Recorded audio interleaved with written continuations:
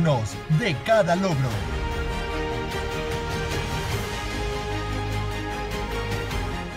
Fuertes en cada desafío.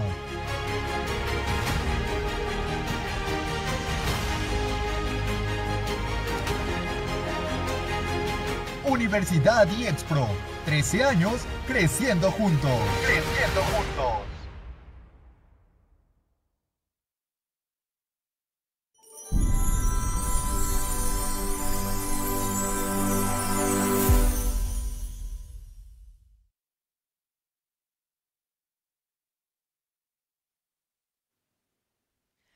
Hola, muy buenas tardes a todos y todas. Mi nombre es Cintia Alcocer y les doy la más cordial bienvenida a cada uno de ustedes a esta emisión de nuestro programa Más Salud Mental para Todos. Antes de empezar, me gustaría presentar a quien me acompaña el día de hoy, quien es el maestro Pedro Marín. Qué gusto de verdad, compañero, que estés el día de hoy aquí con nosotros. ¿Cómo estás? Hola Cintia, buenas tardes, un gusto poder compartir este espacio contigo y claro, hoy nos aguarda un tema muy importante, creo que es un tema que a todos nos importa, que tiene que ver con el acoso escolar, el bullying y todo lo que conlleva, ¿no? Esta parte del tema, ¿no? Entonces yo creo que es muy importante poder, bueno, hablar y platicar acerca de eso, ¿no? Así es, Pedro, pues bienvenido a este programa de Más Salud. Y pues justamente este programa tiene como objetivo poder proporcionar pues herramientas, técnicas, ¿verdad? Conocimientos más actualizados para que nos permitan trabajar juntos en el tema de la prevención y desde luego pues en el acoso escolar, que es el tema del día de hoy.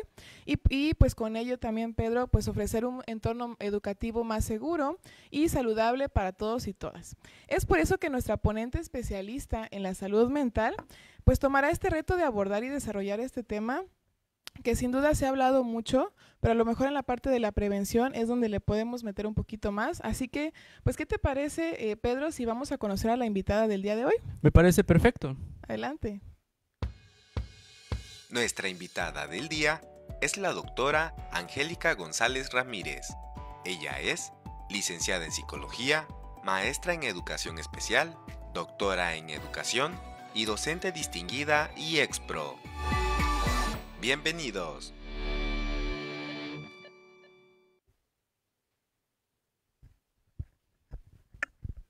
Listo. Bueno, pues entonces ya está con nosotros nuestra invitada. Quiero presentarles a la doctora Angélica González Ramírez. Bienvenida, doctora. ¿Cómo se encuentra el día de hoy? Hola, ¿qué tal? Buenas tardes. Muy bien, muchas gracias. Bienvenida, Agradecida por la doctora. invitación. No, al contrario, bienvenida. Pues bueno, Cintia, ¿qué te parece si me dejas compartirles un Por poquito, una breve reseña supuesto. de su currículum? Claro ¿Va? que sí, adelante. Ok, bueno.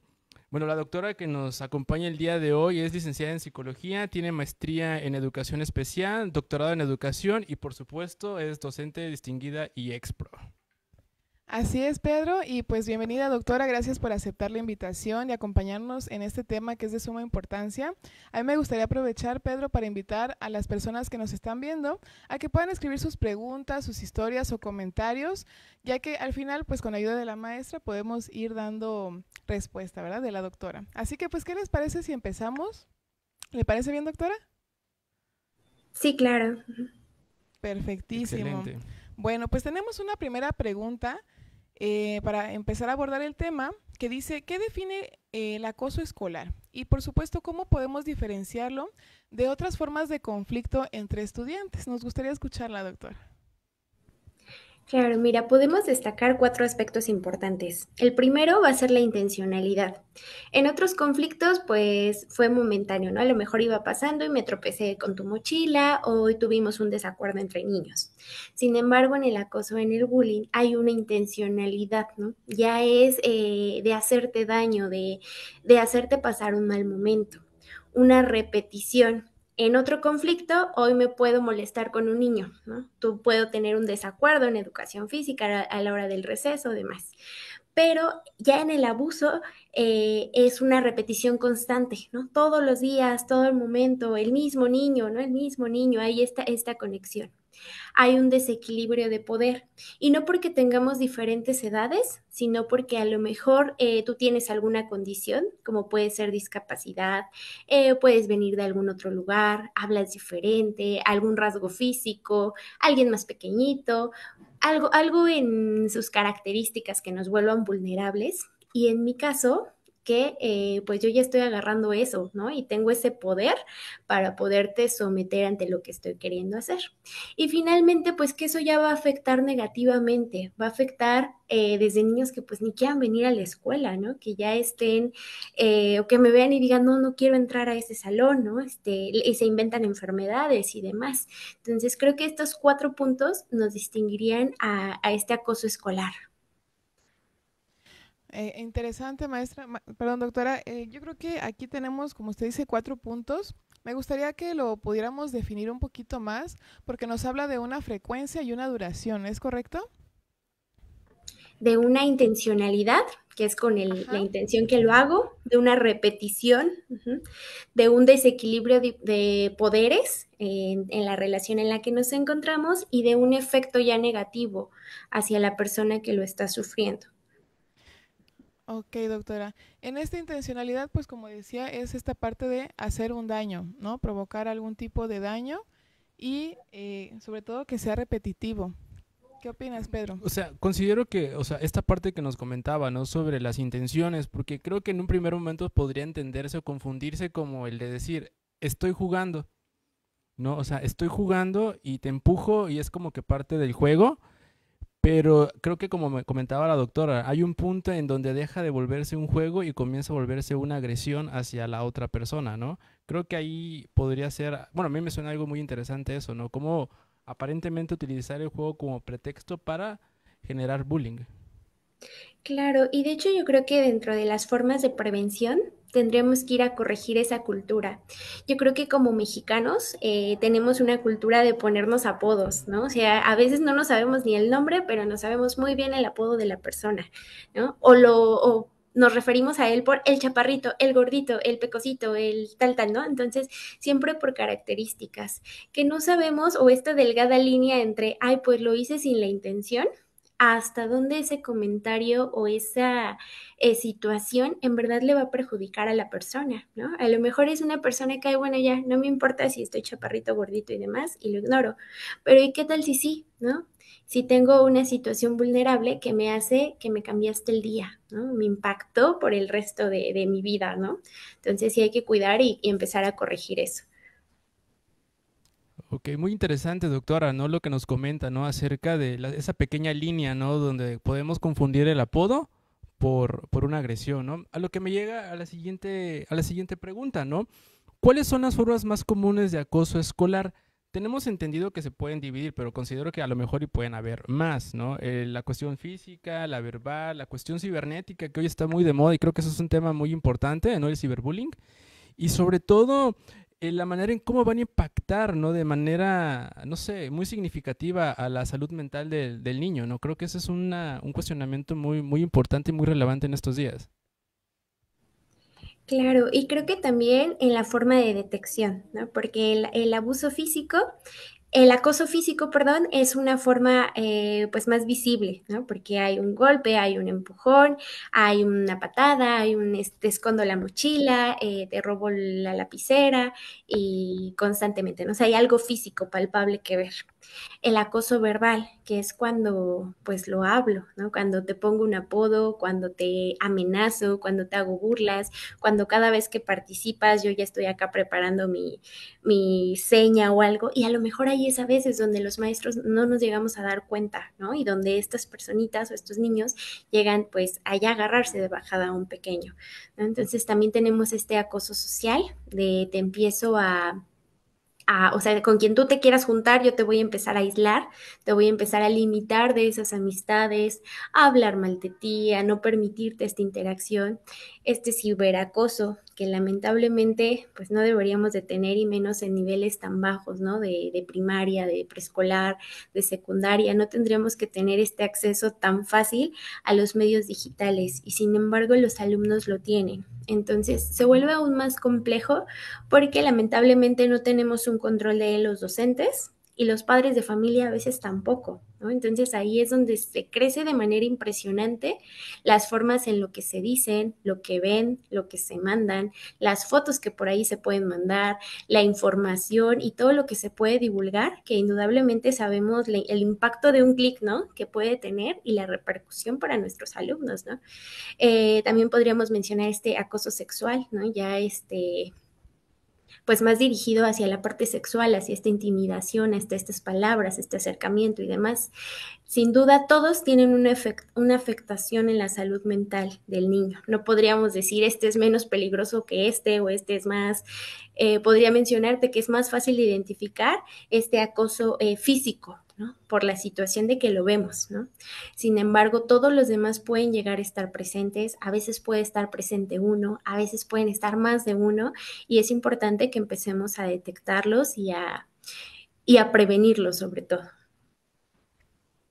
Qué interesante, doctora. Y a mí me gustaría preguntarle si es cierto o qué tan cierto es que una persona que es, pues el que somete, ¿no? En este caso el niño o el adolescente que realiza El este victimario, acoso, ¿no? ajá, el victimario, es porque también ya pasó esa parte de víctima.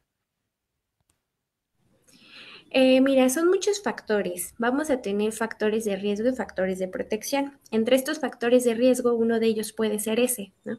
Que en mi familia hay extremadamente, todos nos tratamos con violencia, ¿no? Puede ser verbal, psicológica, física y demás, ¿no? Pero también puede estar el otro lado. Puede haber un exceso de sobreprotección. Puede ser que sea un niño en el cual está acostumbrado a que todo se hace como yo digo y que cuando yo quiero y donde yo quiero, en donde estoy acostumbrado a que yo mando. Ujú. Entonces, no solamente nos podríamos decir, ay, pues como eres agresivo, tu vida o tu infancia fue de agresividad, ¿no? Entonces, no, siempre hay muchos factores de riesgo que pues se requieren atender, ¿no? Y ambos extremos son peligrosos.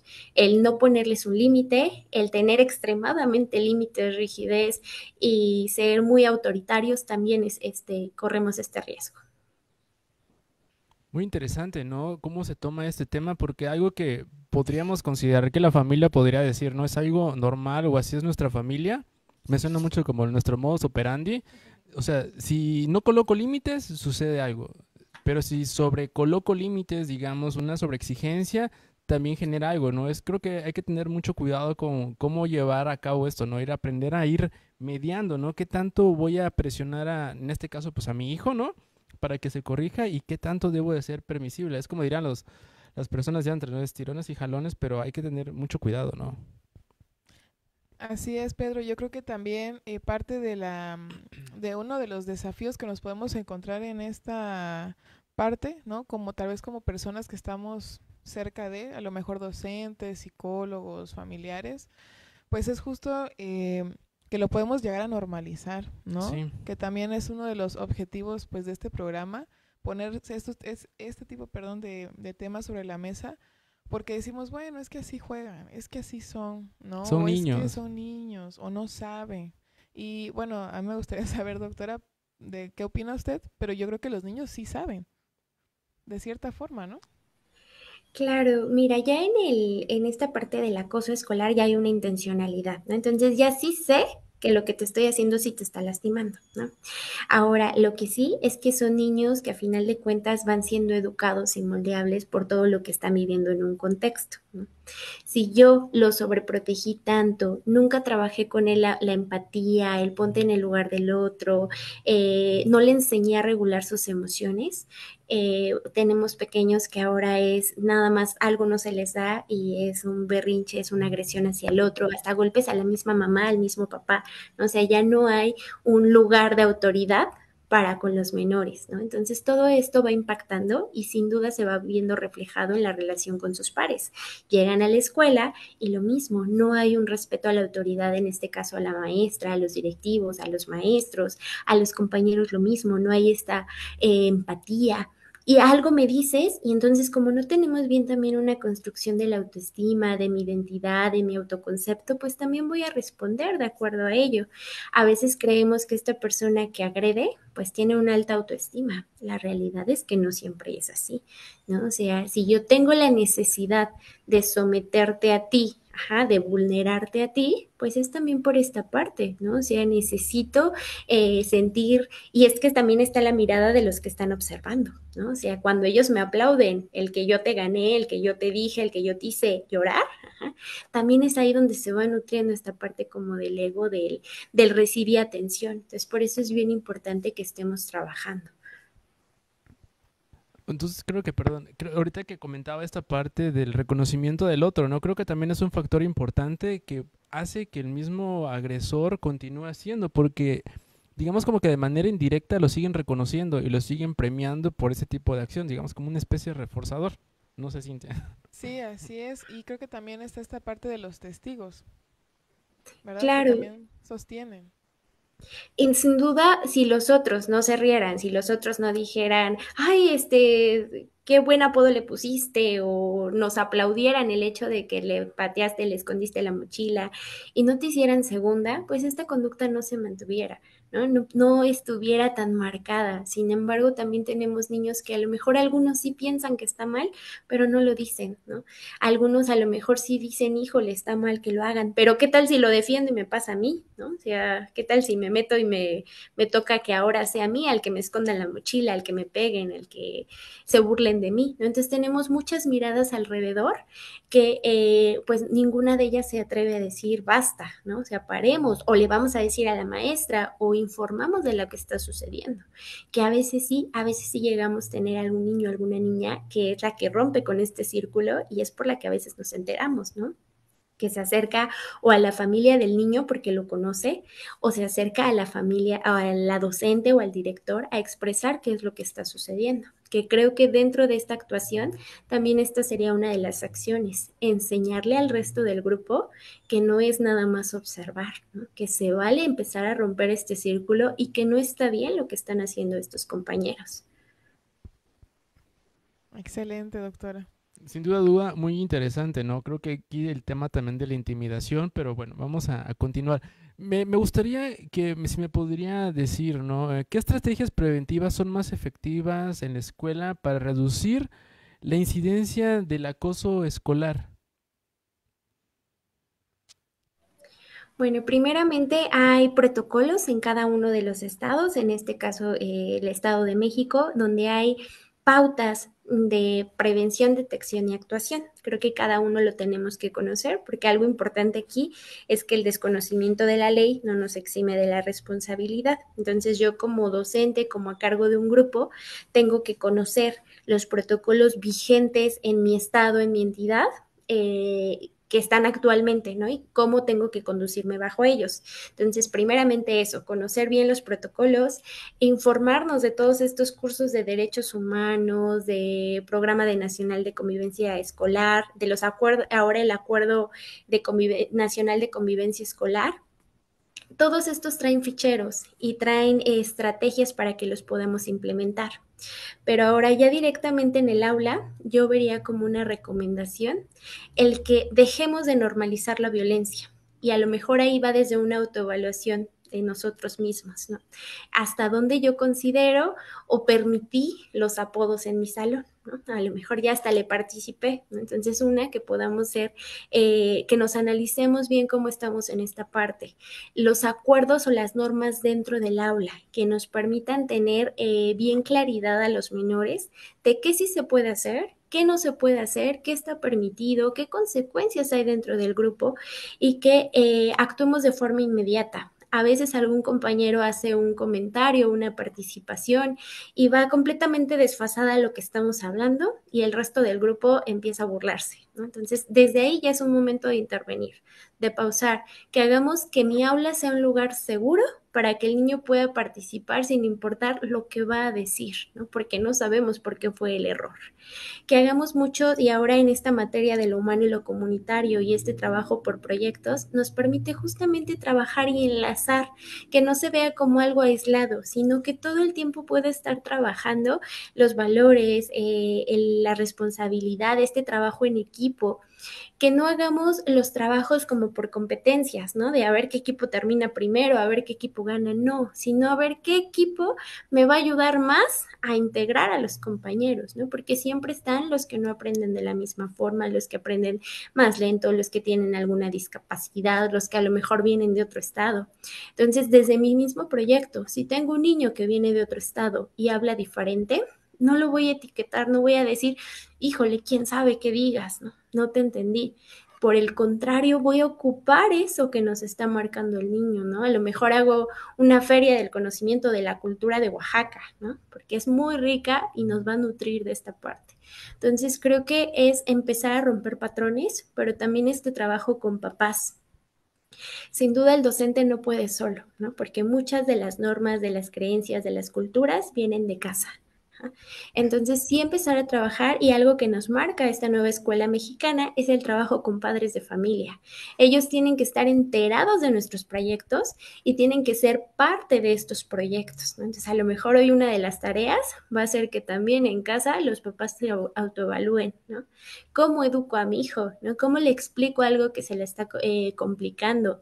Si soy extremadamente permisivo, ¿no? Que son indudablemente temas que a veces por los papás desconocen y que nadie nos enseña al momento de ser papás, ¿no? Y vamos pues a como podemos, ¿no? Y en nuestro intento de cuidarlos, a veces o los sobreprotegemos o pues los vamos dejando, ¿no? O no le doy este aprecio, este afecto y pues vulneramos a los niños. Así es, doctora. Ojalá hubiera que los hijos nacieran con un manual, ¿no? Para, Instructivo, ¿no? O sea, en para caso de hacer esto, haz esto, ¿no? Tu protocolo, pero ya el bebé integrado, ¿no? Así, casi, casi, pero Exactamente, desgraciadamente no es así. Y fíjese, doctora y Pedro, que yo he visto casos en donde a lo mejor ya se hizo esta parte o este trabajo de detección, ¿no? Y decimos, bueno, aquí hay un caso de acoso escolar y pues sabemos que es esta persona, ¿no? Y pues se pasa a este segundo personaje, o cómo se le puede decir, elemento, ¿no? ¿no? Que son los padres, en donde pues entra la parte de abordarlos. Pero, doctora, hay padres de familia que a lo mejor, no sé, les cuesta, ¿verdad? Vamos a decir, aceptar que su hijo pues está perpetuando violencia, ¿no? ¿Cómo podríamos abordar ese tema? A lo mejor yo como docente o yo como psicopedagoga o psicóloga escolar, ¿cómo poder abordar ese tema sin también, que suene tan invasivo, ¿no? pues a lo mejor y sí, porque, bueno, se lo tienes que decir directamente, pero ¿cómo lo podríamos abordar? Bueno, retomando nuevamente lo del protocolo, aquí hay unos pasos y hay algunos en donde yo no puedo ser sutil o yo no puedo decir, ay, jole, a esa mamá no le voy a decir porque se va a enojar, ¿no? Hay pasos en donde sí o sí tengo que actuar, ¿no? Entonces, si ya estoy teniendo estas consecuencias, hay pasos donde ya tengo que informarle al director, tampoco me puedo quedar yo con la información como docente. A veces decimos, yo lo voy a solucionar, ¿no? Yo con mis acuerdos de convivencia en el aula lo voy a solucionar, ¿no? Y todos los viernes vamos a ver un video de Equipatla y vamos a disminuir esta situación. Pero la verdad es que nuestro intento a veces de disminuir, estamos entorpeciendo estos protocolos y nos volvemos culpables, ¿no? Y la otra, no damos pauta a la verdadera solución para el niño. Entonces se le da aviso al director y él tiene que aplicar estos protocolos donde inclusive hay anexos de acuerdo al protocolo de cada estado que se llenan con el consentimiento y la información del padre y se van haciendo acuerdos. Algunos de ellos implican la vinculación ya con una instancia psicológica, donde tenga atención tanto la víctima como el victimario, ¿no? Porque ambos requieren atención, la víctima porque nos faltaron herramientas para decir, oye, me está pasando esto, ¿no? Porque me permitió, pasó todo este tiempo. o porque voy a tener temor para volver a regresar a la escuela y porque sin duda va a afectar mi rendimiento académico. Entonces, sí es necesario conocer estos protocolos para que los podamos implementar, no entorpecer y no decir, bueno, no le digo, lo dejo pasar, ¿no? Dejo que la señora en algún momento se dé cuenta, no. Lamentablemente las consecuencias de este acoso escolar son graves, ¿no? O sea, tenemos casos, y los han visto, ¿no? De que personas que se suicidan porque tanto me hacen en la escuela, tanto me dicen, que pues llegamos a ya no encontrar salida, ¿no? Porque ya le dije a mi mamá, ya le dije a la maestra y no ocurre nada. Entonces, por eso se actúa conforme a los protocolos a fin de que ayudemos a la víctima, de que también ayudemos al victimario, porque no se trata de que lo etiquetemos y es la peor persona del mundo, no, sino qué está pasando en su vida que no cuenta con las herramientas para convivir con los demás de forma armónica, ¿no? Que encuentra como única herramienta el golpe, la agresión y la humillación. Entonces se tiene que trabajar con ambos y como prevención es esta sensibilización continua, ¿no? A lo mejor hacer talleres para padres e informarles, donde muchas veces en estos talleres para padres los papás dicen, híjole, es que yo sí hago todo eso del permisivo, ¿no? Y no me había dado cuenta, ¿no?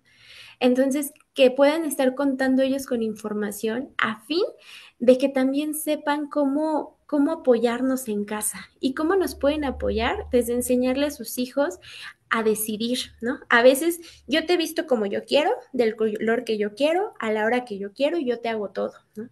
Entonces, cuando yo te estoy dando a elegir entre que si quieres verde o que si quieres azul, o te doy la autonomía para que lo puedas hacer, nos vemos en esta disposición para que efectivamente el niño tenga herramientas para convivir dentro del aula, para defenderse, para elegir, para actuar.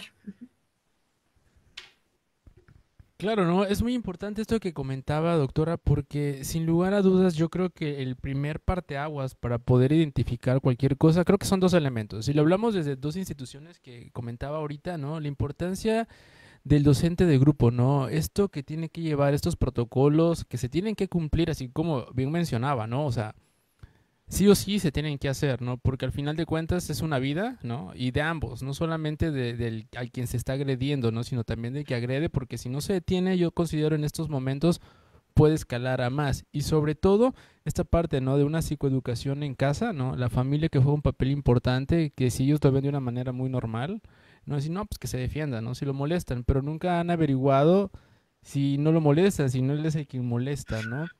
En este sentido, que creo que hay que prestar demasiada atención. Así es. No sé si quieres agregar Sí, algo. sí, por supuesto. Ahorita nos comentaba un poquito la doctora acerca de, pues, de estos protocolos, ¿no? Nos gustaría, doctora, que nos comentara un poquito más de cómo sería este proceso de intervención cuando un caso es detectado, a lo mejor a grandes rasgos, ya que entiendo que los protocolos son diferentes por estado, ¿verdad? Al menos aquí en México. Sí, se dan, hay diferentes, si es por detección de indicadores, ¿no? Es decir, yo veo que este niño ya no quiere venir, que siempre nos inventa que le duele la panza, ahora el codo, ahora la muela, ahora algo le está sucediendo. O de pronto llora para que hablemos a su casa, ¿no? Entonces ahí estoy teniendo indicadores, ¿no? Señales de alerta que, pues, ¿qué está pasando, ¿no?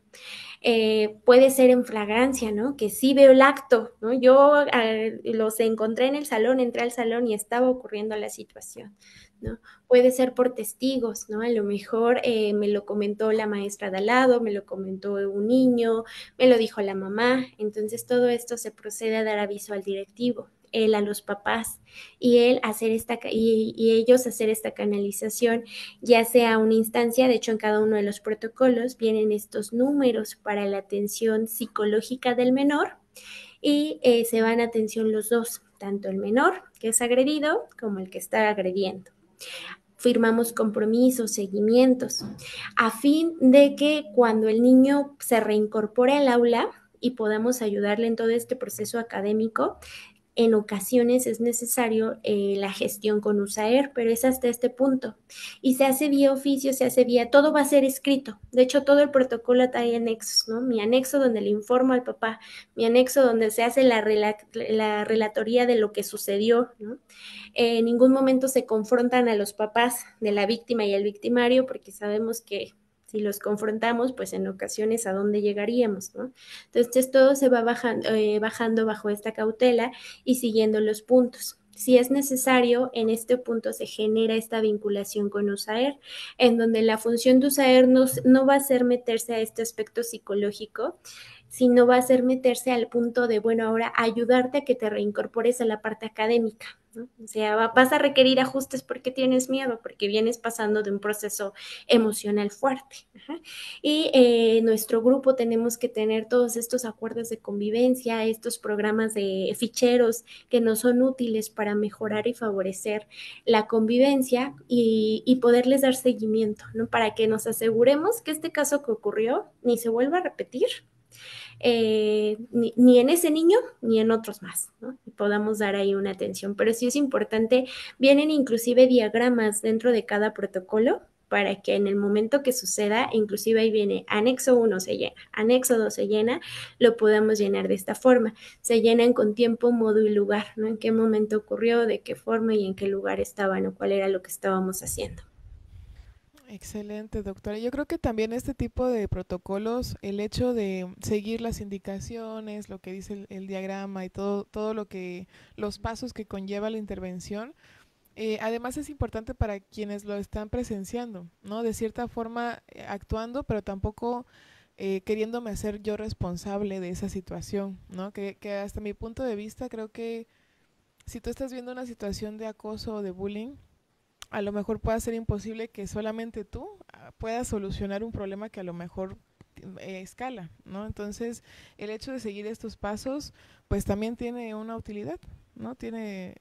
Puede evitar más repercusiones. Claro, no, sin duda alguna, porque creo que retomando lo que comentabas, si el docente considera decir, bueno, creo que está en el aula y aquí lo puedo detener, también hay que ser muy conscientes de los niveles, ¿no? Hasta dónde puedo y hasta dónde tengo que proceder, ¿no? O sea, digo, si veo que es como que un malentendido, le digamos como por niveles, si considero que puedo intervenir en este punto, bueno, qué bien, pero si yo veo que sigue y sigue y se está saliendo de control, creo que ahí es donde también hay que hacer acto de conciencia, ¿no? Tanto del docente decir, ok, siempre decir no puedo, necesito ayuda y justamente comenzar, ¿no? A accionar este tipo de protocolos.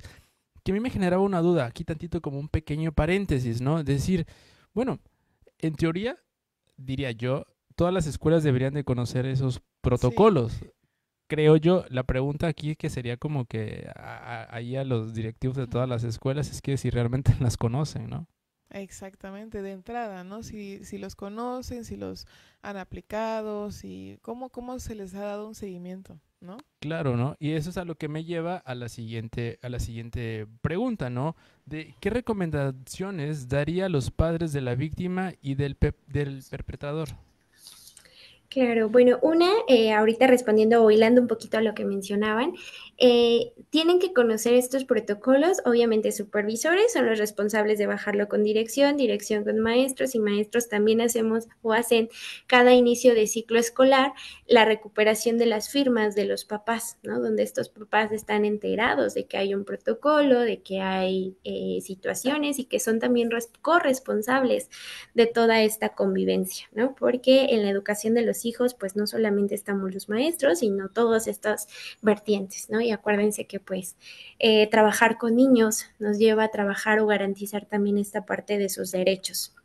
Ahora, las recomendaciones hacia los padres de familia, pues creo que una de las principales es nuestro estilo de crianza. Si yo tengo un estilo de crianza sumamente permisivo, donde le dejo hacer todo, donde le permito que él decida, que él haga lo que quiere durante todo el día, que se la pase en el celular, que yo le hago la tarea, pues no le estoy dando las herramientas, ¿no? No le estoy favoreciendo, le compro todo, no le permito en verdad asumir sus consecuencias de sus actos, pues le estoy quitando todas las herramientas o todas las habilidades que él puede generar.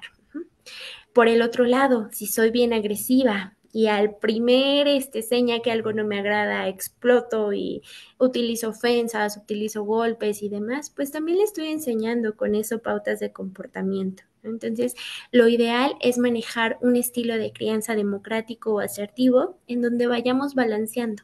El sí te escucho, sí te quiero, sí te protejo y voy a estar ahí para protegerte ante cualquier situación, pero también voy a estar aquí para enseñarte a hacer las cosas. Y desde lo más pequeñito, a veces se quieren servir agua ellos solos y llego yo, no, no, no, porque se te va a caer, te vas a mojar. Se quieren cambiar ellos solitos, no, no, no, porque te va a quedar chueco.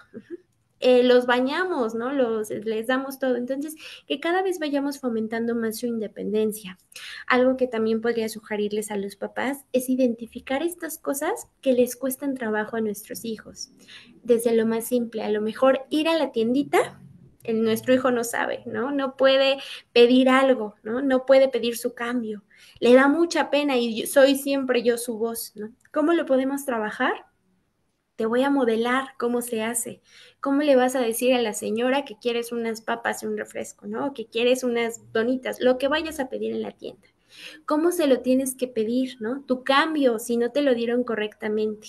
Que poco a poco los vayamos enfrentando a estos retos. Finalmente la autoestima no se construye por lo que me digan. A lo mejor mi mamá y mi papá me dicen bonita, preciosa y lo que quieras. Pero si en el actuar, si en el hacer yo no me siento capaz de hacerlo, ¿cómo va a estar mi autoestima? ¿No? Entonces, esta autoestima se va a ir construyendo a partir de lo que me permitan a mí hacer. Entonces, evitar la sobreprotección es un primer paso. Otro que podría sugerirles es esta escucha activa. En ocasiones estamos con ellos, pero en realidad no los escuchamos, ¿no?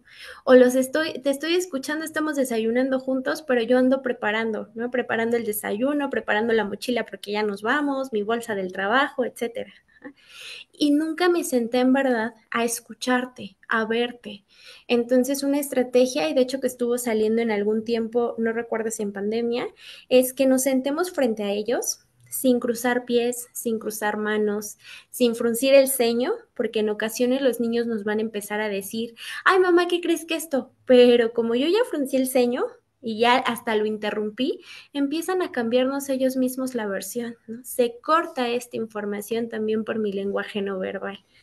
Entonces, que en verdad seamos, que los escuchemos, que les permitamos esta expresión y que no estemos invadiéndolos, porque a veces ni siquiera los dejamos que terminen la historia, ¿no? Ya estamos ahí invadiendo, preguntando, regañándolos antes de tiempo. Entonces es bien importante que aprendamos a escucharlos y finalmente que también esta muestra de cariño. Somos seres sociales y la familia es nuestra base.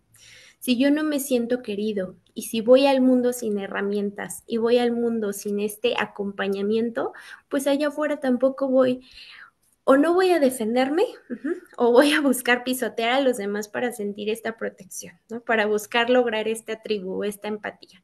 Entonces, pues no caigamos en ninguno de los extremos, vayamos acompañándolos y creo que fundamentalmente ser ejemplo. Porque yo le puedo decir a mi hijo o mi hija, no seas grosero con los demás, no grites, no pegues, o defiéndete, o cualquier expresión. Pero si a mí me observa y soy todo lo contrario a ello, pues no estamos siendo congruentes, ¿no? Y finalmente se aprende más del ejemplo que de lo que yo le pueda decir. Qué bonitas recomendaciones, doctora. Muchísimas gracias. A mí me gustaría agregar una más, si me permiten, que más, bueno, sí es una recomendación, pero también es algo que se ha observado, ¿no? Que muchas veces cuando le preguntas a tus hijos, no sé, después de la escuela, ¿no? Que vas por ellos y le preguntas, oye hijo, ¿cómo te fue hoy? No, que bien. Ah, ok. Y damos por sentado que todo está bien, ¿no? O sea, creemos ciegamente que el bien es lo mismo para ti y para mí, ¿no? Y a lo mejor una de las estrategias que podría funcionar para, pues, indagar un poquito más es cambiar esta pregunta de ¿cómo te fue? Por cosas más específicas, ¿no? Por ejemplo, oye, ¿con quién jugaste hoy? ¿No? No, que con fulanito. Ah, ok.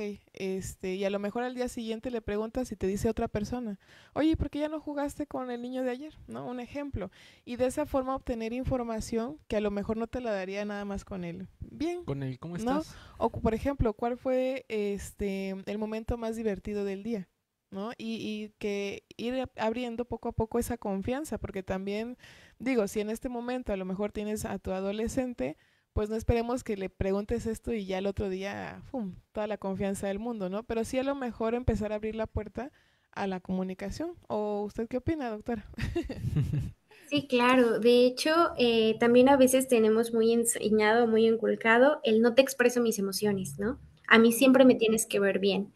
Entonces, ajá. o les llegamos a mentir, ¿no? Te digo, si te portas mal y haces esto, te vas a ir con el señor de la basura. Si haces esto, ya no va a haber regalos en Reyes.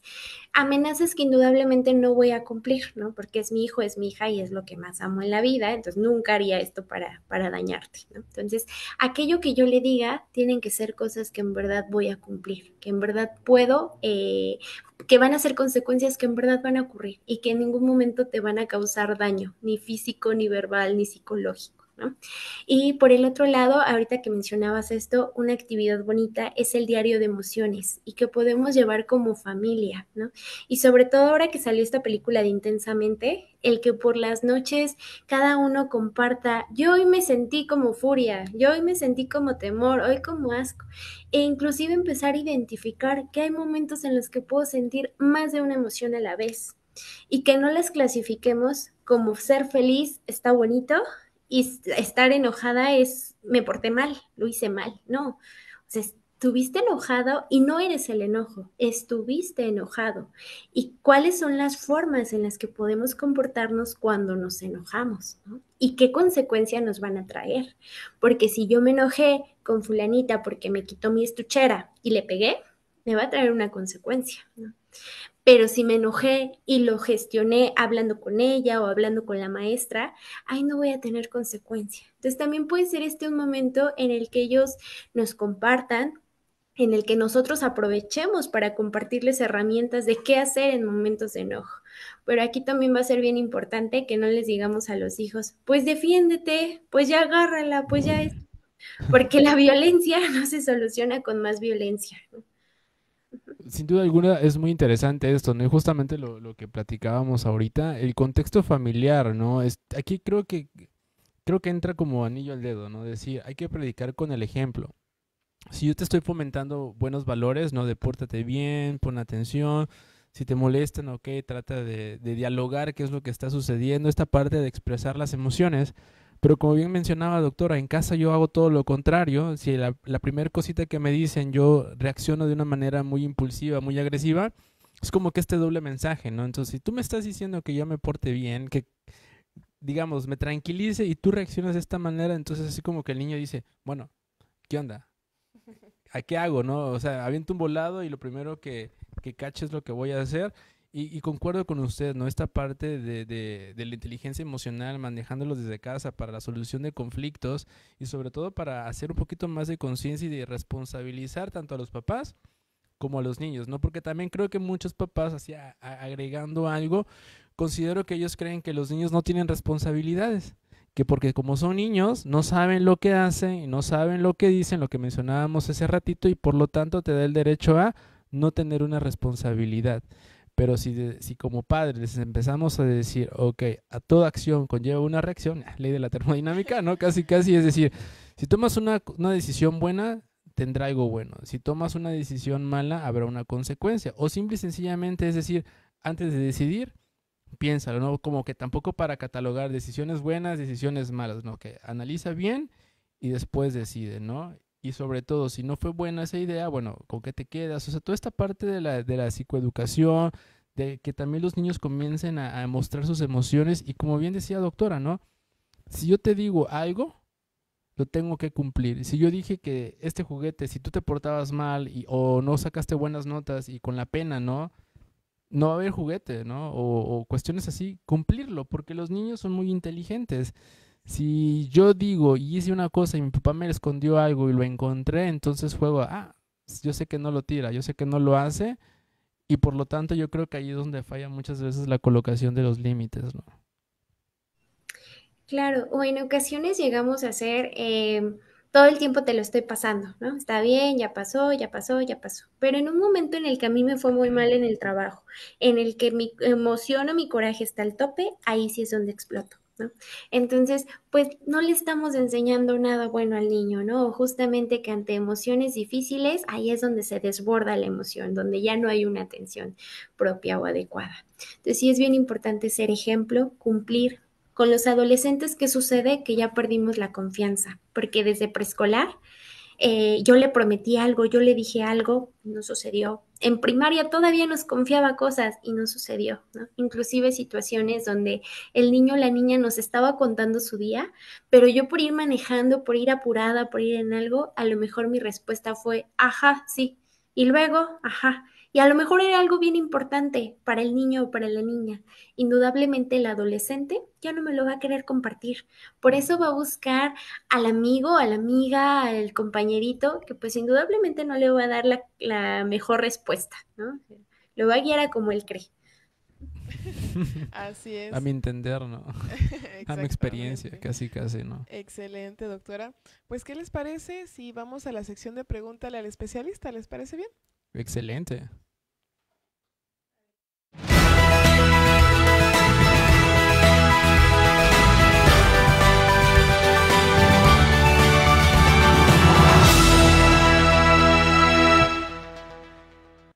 Bueno, pues les comento que esta sección de Pregúntale al especialista, nosotros nos damos a la tarea de recabar algunas preguntas e inquietudes de personas que voluntariamente nos comparten con la finalidad de que nuestro ponente del programa pues nos pueda ayudar, ¿verdad? En alguna situación o que nos brinde algún consejo o alguna estrategia. Y una pregunta que nos hacen llegar, doctora, es ¿cómo crear un espacio seguro para el alumno generador de violencia y para los compañeros agredidos cuando no hay apoyo de padres o tutores? Qué interesante. Bueno, nada más aquí sí volvemos a esta parte de los protocolos. Si en algún momento es necesario implementarlo, tengo que involucrar a los papás. No puedo asumirlo yo, no puedo decir no le aviso al director o no le aviso a papás. Previo como prevención están todos estos ficheros de Convive donde nos traen muchas estrategias para poderlo trabajar. Pero primero es al igual que con los papás, ser ejemplo, ¿no? Si un alumno se porta mal, ¿cuál va a ser mi reacción? ¿No? Si una alumna está constantemente haciendo conductas disruptivas, yo tengo que ser ejemplo ante los demás de cómo vamos a reaccionar, ¿no? Tengo que ser ejemplo cómo me voy a comportar con aquellos maestros o maestras a mi alrededor, ¿no? Con mi directivo. Y en el aula voy a permitir y voy a establecer acuerdos bien firmes, ¿ajá? En los que yo establezca que todos tienen derecho, voz y voto, que no hay respuestas buenas y malas, que no hay participaciones importantes o no importantes. Voy a tener que estar observando a todos mis alumnos y aprender a identificarlos y conocer. Nos ayuda mucho, por ejemplo, todos estos enfoques como el DUA, en los cuales a lo mejor aquel niño que es bien tímido y que no me va a decir nada, bueno, pero que me lo dibuje, porque lo voy a conocer y sé que dibujando él va a hacer un dibujo que nos va a impresionar a todos. Y entonces con eso yo lo voy a mostrar ante mi grupo como de, miren, él también tiene algo que mostrarnos, pero tengo que conocer a mi grupo, tengo que saber de dónde, por dónde voy a llegar con cada uno para que podamos trabajarlos. Pero esta parte de las normas, de los acuerdos, son fundamentales. Trabajar la empatía, todo el tiempo estarla trabajando. A ver, si tú te estás burlando de él, ¿qué hubiera pasado si fuera al revés? ¿No? Tú participas y nos das mal el resultado de matemáticas, ¿no? Bueno, ahora en saberes, ¿no? Nos das más mal el resultado de esa operación. ¿Cómo te hubieras sentido? ¿No?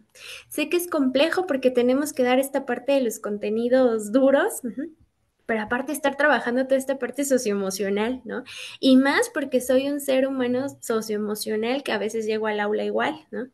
Trabajar o incluir estas estrategias a lo mejor para empezar bien el día, de pausas activas como de relajación, ajá, de, pues ya hay hasta muchos ejercicios de yoga para niños, hacer cada cierto tiempo nos relajamos, nos destensamos, actividades como enseñarles a tomar decisiones ante o cómo enfrentar un problema, ¿no? Y les puedo enseñar, a ver, primero planteemos un problema.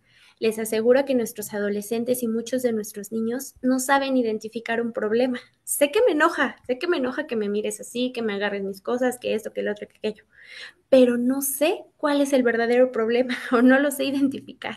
Entonces, ya una vez que lo identifico, lo escribo y ahora voy a dejarle que me ponga todas las formas de solución posible. Aquí son válidas todas, ¿no? Pegarle, vale, anótalo, ¿no? Decirle algo, vale, anótalo, todo. Y ahora voy a evaluar qué consecuencia me va a traer.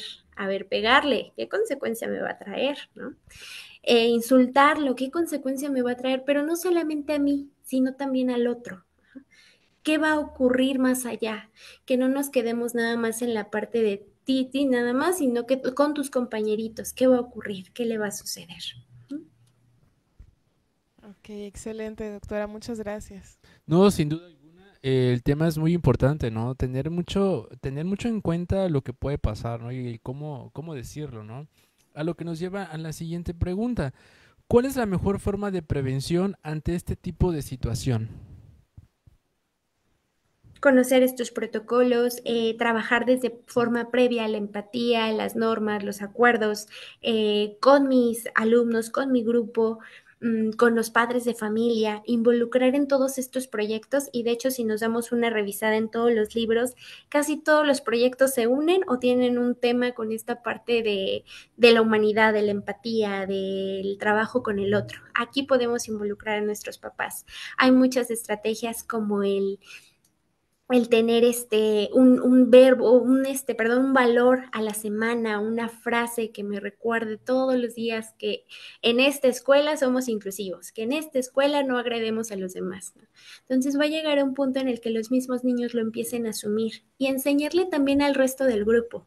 Con esta sensibilización, yo no voy a permitir que el resto del grupo fomente el que ese niño agresor o ese niño que está acostumbrado a violentar lo haga, porque lo van a frenar, ¿no? Por lo menos van a ir a acusar, ¿no? Entonces, desde ahí podemos empezarlo a trabajar. Excelente, doctora, muchísimas gracias. Y ahora vamos a pasar a las preguntas de nuestro público, quienes nos hicieron llegar a través del chat, pues sus comentarios y sus inquietudes. Gracias. Ok, tenemos la primera, dice Diane Rodríguez. ¿En qué página o dónde se descarga el protocolo de cada estado? Creo que es una muy buena pregunta, ¿no? Bueno, una se los tendrían que estar bajando sus supervisores y directivos, desde ahí los podríamos estar pidiendo. Si no, en Google, en las páginas oficiales, ponemos protocolo de actuación.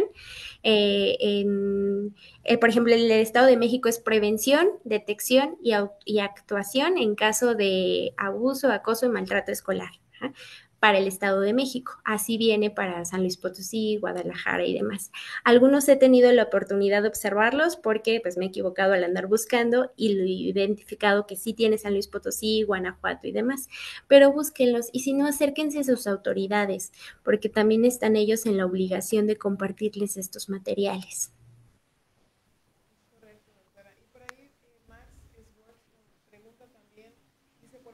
Perdón, ahí no estoy escuchando.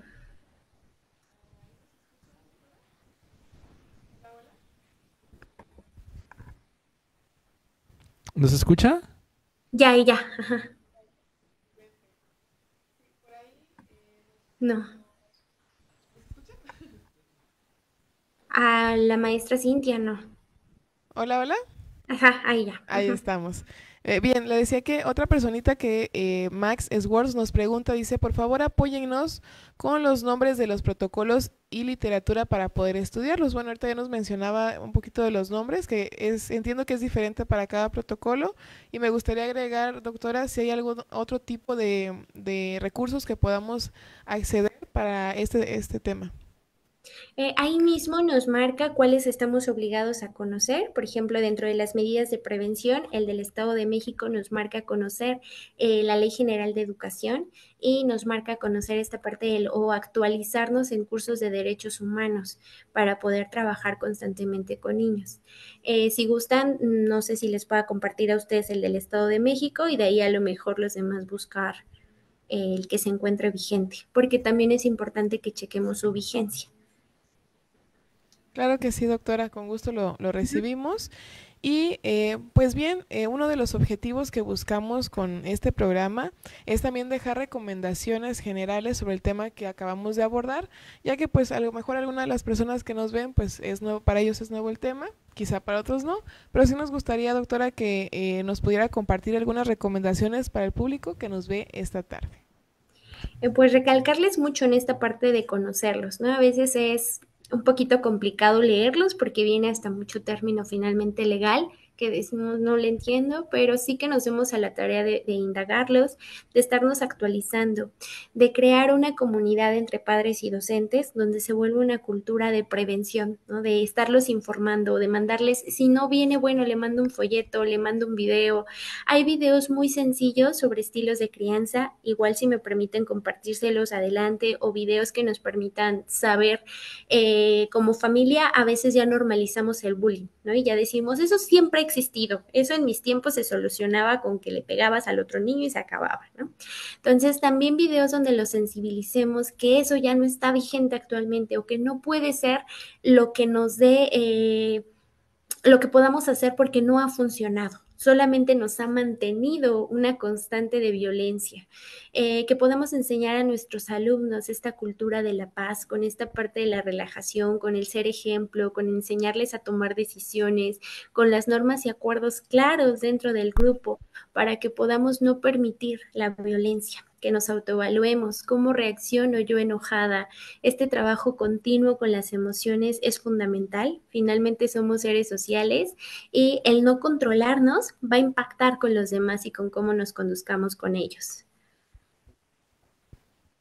Excelente, doctora. ¿Tú qué opinas? Claro, ¿no? Esto es muy importante tomar en cuenta eso, ¿no? Yo considero que tal vez parte de las recomendaciones también para los docentes es, bueno, prestar mucha atención, ¿no? Sobre todo en el desarrollo que se maneja en el aula escolar, ¿no? Cómo se comporta cada uno de los alumnos. Yo creo que esto es muy interesante porque es como este de mitos y realidades, ¿no? Es un mito que el docente no puede ver a todos sus alumnos, ¿no? Creo que es más fácil aún así porque podemos ver quién es el alumno que se duerme en clases, quién es el alumno que molesta un poquito más, quién es el alumno que cuando participa tiene ese tipo de inseguridad, quién es como que este alumno que puede tener como que tal vez esta agresión, ¿no? De ser pasivo, pero pues te agredo, ¿no? Al final de cuentas, o que voy caminando y te pateo la mochila, ay, lo siento, fue sin querer, ¿no? Creo que el docente también tiene que tener como que darse el tiempo de poder identificar estos patrones de conducta que se vayan encontrando en el aula escolar para bien, ¿no? Ir mejorando tanto el trabajo colaborativo con esta nueva parte de la nueva escuela mexicana, ¿no? Generar funciones para que los niños puedan aprender a trabajar en equipo, para que puedan reconocer sus emociones, también para cuando existe algún tipo de agresión poder reconocerla y poder decir, oye, no es por este camino, pero todo de una manera yo creo que pues equilibrada, ¿no? Y sobre todo lo que mencionaba ese ratito, ¿no? Creo que aunado a eso, algo que puede pasar en casa es que los papás también comiencen a enseñar a los niños desde pequeñitos a expresar sus emociones y saber cómo canalizarlas, y que agredir a alguien pues es malo, ¿no? Y que no permitas que otra persona más te esté dañando, y sobre todo no como que reaccionar ante ese evento, ¿no? Como mencionaba ese ratito, doctora, ¿no? De decir, pues te molestan, ve y defiéndete, ¿no? Lo que usualmente decían antes, no sé si les tocó ahí, diríamos, la vieja escuela de, si te pegan, pégale. Y si te volvió a pegar y no haces nada, pues voy yo y te pego a ti por no pegarle. Yo creo que no va por ahí tanto el tema, ¿no? Sino me viene la anécdota de otra película que decía, ¿no? De decir, okay, ¿por qué le enseñó que pegue a mi hijo? No le enseñé que le pegara, ¿no? Se enseñó que se defendiera. Creo que también los términos, las frases, la manera en cómo nosotros vamos diciendo las cosas va a generar un impacto pues, en el niño, ¿no? Entonces, si lo hacemos desde casa, desde tempranas edades, bueno, podemos estar muy seguros de que cuando se presenta alguna situación, si no la puede manejar en su momento, puede acudir a las instancias, ¿no? Y quitar tal vez este estigma de decirle a los niños, no, ve y dile a tu maestro. Pero ¿qué pasa, no? Lo que mencionaba doctora hace ratito, ¿no? La presión. Si yo me quejo con el maestro, luego empiezan nuevamente los insultos, ¿no? O el decir, ay, no aguantas, eres una gallina, todo este tipo de cosas, que el niño también va mermando la autoestima, va mermando muchas características de él, y esto va generando un impacto negativo también en la manera en cómo ellos van reaccionando ante ciertos estímulos, ante ciertas situaciones. Entonces, es decir, no pasa nada en el hecho de que tú ve y quéjate, si te dicen algo, o sea, no lo trates tampoco de confrontar, sino de decir, vuelves a decir, y si la instancia no llega, bueno, nosotros como padres acudimos a decir, oiga, es que le está diciendo esto al maestro y el maestro no hace nada, entonces venimos a intervenir, ¿no? Creo que también podría ser como que 2 recomendaciones más por ahí, ¿no? Que el docente preste atención en clase, Y dos, que los papás desde temprana edad comiencen a fomentar esta parte de enseñarles las normas, los valores, esta parte del manejo de la inteligencia emocional, manejar una buena comunicación asertiva, o sea, en general todos estos pequeños elementos que muchas veces pasan desapercibidos, comenzar a integrarlos, ¿no? Para que podamos inclusive, ¿no? Estos modelos de crianzas, que hoy en día también es muy importante, ¿no? Empezar a generar estas pequeñas características cuando estén en una etapa en adolescencia.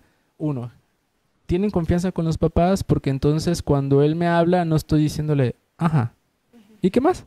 Ah, sí, o estoy con el celular, ¿no? Sino escucho y tal vez como diríamos, ¿no? En la escuela, hacerle ciertos reflejos, decir, oye, me interesa, ¿no? Me dijiste que tu materia tal hiciste eso, este proyecto, bueno, y tus demás compañeros, o sea, que el papá también sea partícipe de sus actividades de una manera, yo diría, muy inteligente, porque entonces fomentamos la confianza y el adolescente también genera y se siente lo más importante, escuchado y perteneciente a su familia. Claro.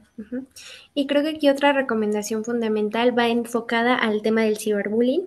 Hay que cuidar mucho lo que ven nuestros niños, ¿no? De hecho, no deberían de tener acceso a un celular sin la supervisión de un adulto. Este acceso a Facebook, Instagram y demás no tendría que ser este acceso así de liberal. Sin embargo, a veces lo dominan mejor que nosotros, ¿no? Entonces, sí va a ser bien importante que marquemos el tiempo en el cual van a tener acceso, el contenido que tenga esta revisión o supervisión por parte de los padres, porque en ocasiones no sabemos ni lo que ven, ni lo que hacen, ni con quiénes hablan, y es fundamental que en verdad podamos pues trabajar con ellos. Además nos ayuda en muchos aspectos, ¿no? En el celular todo es rápido, por eso hoy nuestros niños no tienen tolerancia a la frustración, todo lo quieren rapidísimo. Ven mucho contenido que no es apropiado e idóneo para su edad, ¿no? Entonces también para los papás, agendar rutinas, establecer tiempos para cada una de las actividades en casa y obligaciones en casa, donde la televisión, celular o tableta esté bien regulado y bien normado a fin de te estoy observando y no es todo el día. Así es, doctora. Muchísimas gracias por enfatizar también esta parte del ciberbullying, que si bien pues cada día continúa, crece, ¿no? Y es tarea de todos poder contribuir, aunque sea un granito, a que estas causas o que estas situaciones disminuyan. A mí lo único que me gustaría agregar, pues es que también si en algún momento no sabemos qué hacer, como padres, como psicólogos, como docentes, como personas cercanas a esta situación, es válido y súper válido, obviamente, aprender, buscar recursos, pero también buscar la ayuda profesional, ¿no? Para eso también hay psicólogos, hay expertos y profesionales que nos pueden apoyar en este tipo de situaciones y sobre todo que sepamos que no estamos solos, ¿no? Que hay personas a las que nos podemos acercar para, ya sea para estos protocolos, para buscar la salud, la atención psicológica, perdón, y no olvidarnos de eso, ¿verdad? Pues muchísimas gracias, doctora, gracias por estas recomendaciones, yo sé que serán de gran ayuda para nuestra audiencia. Y para finalizar, doctora, me gustaría que nos dirigiera algunas palabras ya para concluir este programa. Pues es muy complejo trabajar siempre con otro ser humano, trabajar al cuidado de los niños, pero es fundamental el conocimiento, la actualización constante y que dejemos de normalizar la violencia, ¿no? Desde nosotros mismos. No es chistoso, no es bonito si al otro no le genera risa, ¿no? O sea, yo no puedo ponerte un apodo y aunque todo el grupito nos reímos, no lo puedo mantener. Ajá. ¿Por qué? Porque no sé si te reíste por obligación, si te reíste pues porque todos se rieron, ¿no? Entonces siempre hay que pensar en el cómo van a reaccionar las personas o cómo les puede afectar. Es fundamental que rompamos ya con una cultura de violencia, de burla, tenemos muy normalizado la violencia por características físicas, por cómo te comportas, por cómo actúas. Rompamos estos patrones para evitar que esto se siga propagando. Excelente, doctora. Muchas gracias. Y si me permite, le queremos hacer entrega de un reconocimiento por su participación en el programa. Muchas gracias.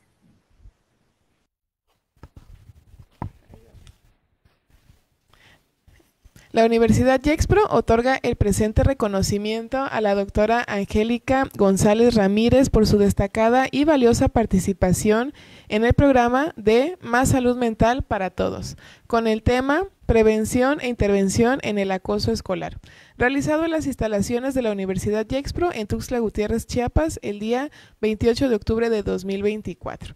Muchísimas gracias, doctora, muchísimas gracias, maestro, por acompañarnos el día de hoy.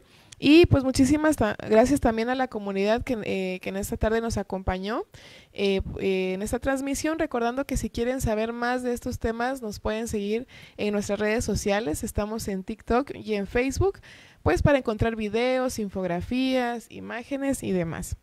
Asimismo, esperamos que puedan acompañarnos en nuestra siguiente emisión del programa Más Salud Mental para Todos, el día lunes 11 de noviembre a las 5 de la tarde, en donde abordaremos el tema Desafíos y estrategias en el abordaje del trastorno negativista desafiante. Muy interesante también. Maestro, ¿quisieras agregar otras palabras ya para despedirnos? Sobre todo, pues gracias a la audiencia por estarnos acompañando. Gracias, doctora, por su participación. Yo creo que es un tema muy importante, ¿no? Creo que podemos hablar horas y horas de este tema, sobre todo para dar estas instancias que muchas personas no conocen, y agradecer a la audiencia que estuvo presente el día de hoy, acompañándonos para pues un poquito más de información, ¿no? Así es, Pedro. Muchísimas gracias. Gracias, doctora. Gracias, público. Y nos vemos en la siguiente emisión. Hasta luego. Muchas Chao. gracias. Hasta luego. Bye, bye.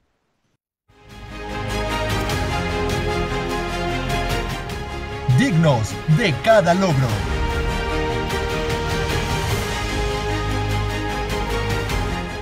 Fuertes en cada desafío.